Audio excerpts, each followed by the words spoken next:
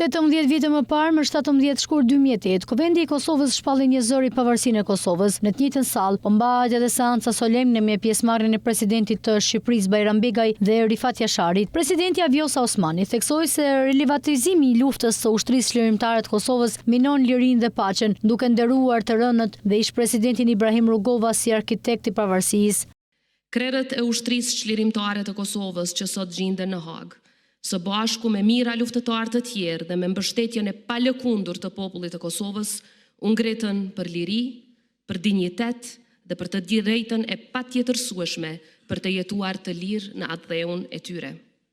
Prandaj çdo përpjekje për ta barazuar luftën tonë çlirimtare me krimet e regjimit gjenocidal të Serbisë, jo vetëm që e minon drejtësinë, por dëmton rënd edhe themelet e paqes afatgjatë në rajonin tonë.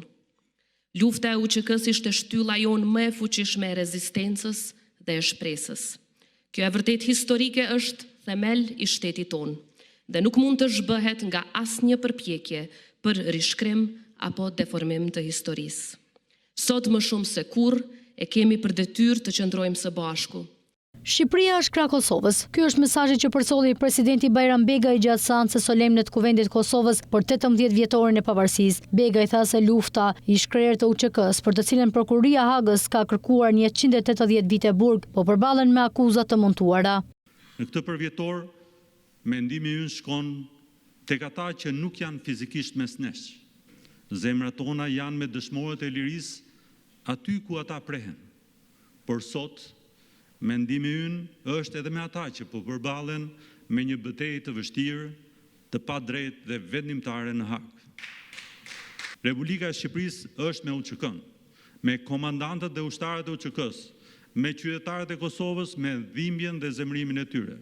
Shqipëria ka qëndruar pranë Kosovës, Shqipëria qëndron sot krah Kosovës dhe do të qëndrojë jetë e motë me Kosovën. Kryeministri i Kosovës Albin Kurti në seancën solemne tha se liderët e UÇK-s po akuzohen padrejtisht vetëm përse guxuan të marrin armët për liri kundër një regjimi gjenocidial. Kurti theksoi se akuzat për krim me lufte nuk qëndrojnë, por se ishte Serbia e Miloševićit ajo që kreu luftë dhe krim kundër njerëzimit dhe ndaj shqiptarëve. Ne përkulemi me nderim para dëshmorëve dhe përpiqemi që ta ruajmë dhe ta lartësojmë Republikën tonë edhe në emrin e tyre.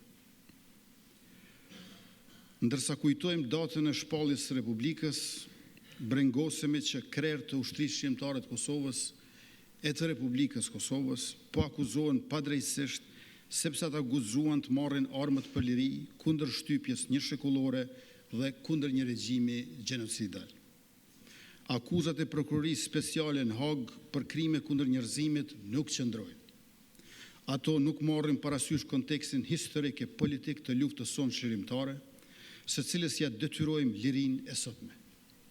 Krime kundër njerëzimit ndaj popullatës civile shqiptare ka kryer Serbia e Miloševićit.